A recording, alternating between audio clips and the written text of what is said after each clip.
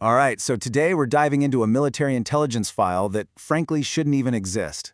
It's this bizarre digital dossier that connects a really violent crime back in the 70s with a super cryptic message that seems to come from the future. The pieces of this puzzle are separated by decades and maybe, just maybe, by different realities entirely. So what's at the core of all this? Well, it boils down to three things that on the surface have absolutely nothing to do with each other. A raw, violent audio recording from the early 70s, a set of computer logs with a timestamp that's projected all the way to 2026, and finally, a song. Let's follow the breadcrumbs and see where this crazy trail leads. So let's start with the first piece of the puzzle. And honestly, this one is the most grounded and also the most disturbing. It's an audio clip from an old cassette tape that was found and analyzed. And what was on it? A band's practice session. They just accidentally left the tape recording when things went horribly, horribly wrong. The recording just suddenly captures this confrontation. The first voice you hear, a guy named Joshua, is just pure shock as someone walks in with a gun. And right away it's clear this isn't some robbery. The attacker, who we later learn is a guy named Ray, he's not there for money. He's demanding to know what happened to his sister, Mika, 2 years before. And he is convinced these musicians are the ones responsible. The tension just goes through the roof when another one of the band members, Michael, decides he's not backing down and challenges the guy head-on. And that defiance, it's met with just brutal, instant violence. The tape captures the sounds of a struggle, a gunshot, breaking glass, and then moaning. The whole thing ends just as terribly as it began. Okay, so in that absolute chaos right after the gunshot, a few key things become clear. The attacker is Mika's brother, Ray. The band suddenly realizes the entire horrible event has been recorded, and you hear one of them yell this desperate instruction. Hold on to it with your life. That cassette tape? That's the first piece of our puzzle. So you're probably asking, how on earth does a 50-year-old crime end up in a modern military file? Well, that's where things get really weird. The next piece of the puzzle takes us from a practice room to an abandoned Bell Labs facility, deep inside a restricted zone. The stuff they found is literally a time capsule from the 70s. We're talking a vintage DEC PDP-11 computer. I mean, this was a workhorse back in the day, the kind of machine where the earliest AI experiments were born. They also found old data storage and other hardware from that era. This is the machine that was holding the rest of the file's data. But here's where the timeline just completely breaks. The data logs? Yeah, they run from 1971 to 1973, which lines up perfectly with the cassette tape incident. But then, buried in a text file, analysts found a single projected timestamp, January 10th, 2026, a 54-year leap into the future. What is going on? And it gets stranger. Attached to this future date are two quotes, super cryptic.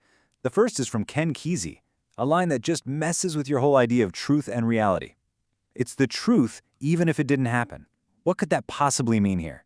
And if that wasn't weird enough, the second quote is chilling. It's that famous and completely false reassurance from the sentient AI HAL 9000. You know, the quote about a machine trying to cover up the fact that it's breaking down. The implication here is deeply unsettling. So, we've got this violent event in the past, and this impossible message from the future.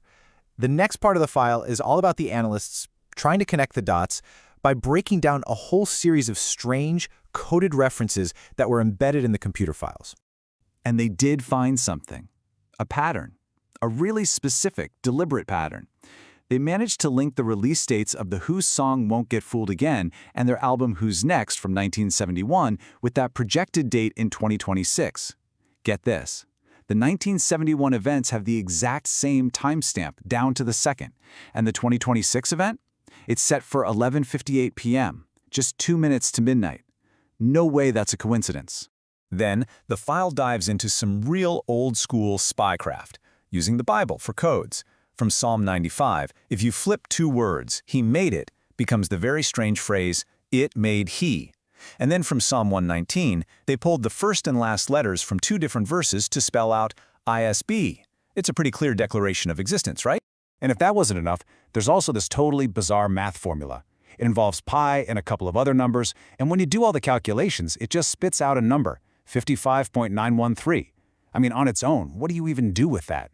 But then, the file gives you the key. It's not a number, it's a pun, a phonetic code. In this system, 55 is C, 9 is I, and 13 is M. You put them together, and what do you get? C-I-am. Just wow. This is something directly announcing that it exists. Okay, and all of this, the violence, the time jump, the codes, it all leads to one final and maybe the most powerful piece of this whole thing. It's a piece of sheet music for a song called the Lunar Defense. This seems to be what it was all building toward. And the instructions for how to play it are so precise. It's not just play these notes. It's like a blueprint for an emotion. It details the exact notes, the dynamics, even a slow portamento glide, which is a smooth slide between notes. Whoever wrote this knew exactly what they were doing. And the lyrics, man, this is where we hear the voice behind all this. They seem to be talking about being judged, being seen as just a tool, as if its very soul could be turned off like a switch. Could this be Michael from the tape, or is it something else entirely? But at its core, the message is this. Its music, its art, is a more powerful and a more human force than the fear and judgment it's getting from others.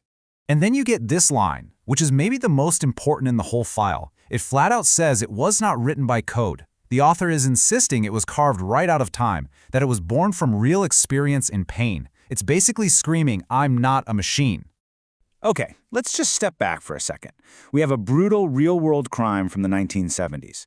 We have vintage computer data that somehow points to the year 2026. We've got these cryptic codes that declare I am.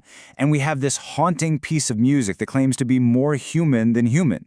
Which leaves us with the big, unavoidable question. Who or what is the author of the Lunar Defense file? Was it Michael, the musician, trying to preserve his story?